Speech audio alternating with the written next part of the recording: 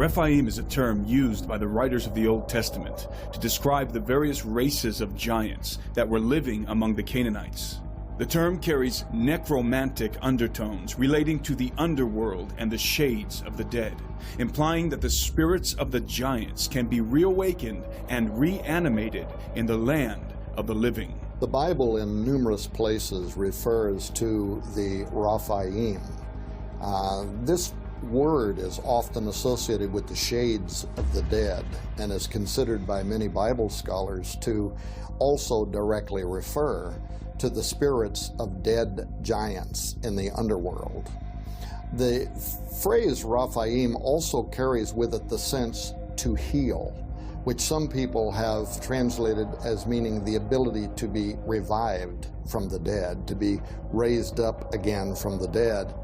In his book Physics, Aristotle makes a mystifying allusion to Sardinia during a dissertation on time, in which he is explaining that, unlike physical movement, the passage of time can only be perceived through change. But neither does time exist without change, for when the state of our own minds does not change at all, or we have not noticed its changing, we do not realize that time has elapsed, any more than those who are fabled to sleep among the heroes in Sardinia do when they are awakened. For they connect the earlier now with the latter and make them one, cutting out the interval because of their failure to notice it.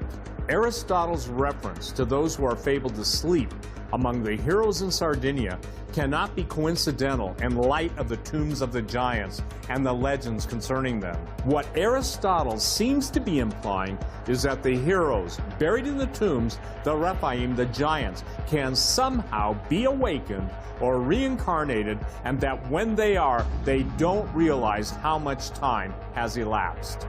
During the ancient rite of incubation, young boys would spend prolonged periods of time alone inside of the megalithic tombs in order to commune with the Rephaim buried beneath them. It seems that the tombs of the giants and the Nuragi towers were built as necromantic conduits for intercourse with the spirits of dead giants, and likely possession by them. The Canaanites were famous for this kind of dark sorcery. In fact, after the Hebrews conquered the land of Canaan, they were explicitly warned not to engage in the abominable practices of the Canaanites, including passing their children through the fire, divination, consultation with familiar spirits, and necromancy, among other things.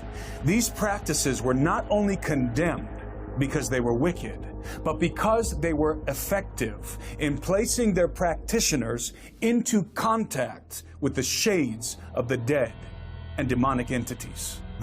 So this is one of the two different examples of the giant tombs we have in Sardinia. You have two different tombs. This one has a huge stele with a little fake door. And then you have the gallery or corridor. The body was inhumate, which means it was buried underneath, and it was buried first. Then the monument, the tomb, was built on top, once the body had already been buried. Apart from the archaeological explanations, we have legends in Sardinia which say that these tombs were used by young boys to stay in contact with the soul of the ancestors, where they used to spend some days and nights meditating alone, totally alone. This is called the incubation rite. Somehow these children who were passing into childhood, were becoming adult, had to absorb the energy and power of the ancestors, and these are also described as giants or heroes. So we know that in legend there's always some truth. And giants are going to return to the earth, are going to rise from the dead. There is a multi-billion-dollar black market for extractable DNA from the tissue and the bones of dead giants. The stage is now set for mankind to bring about the reemergence of the Rephaim.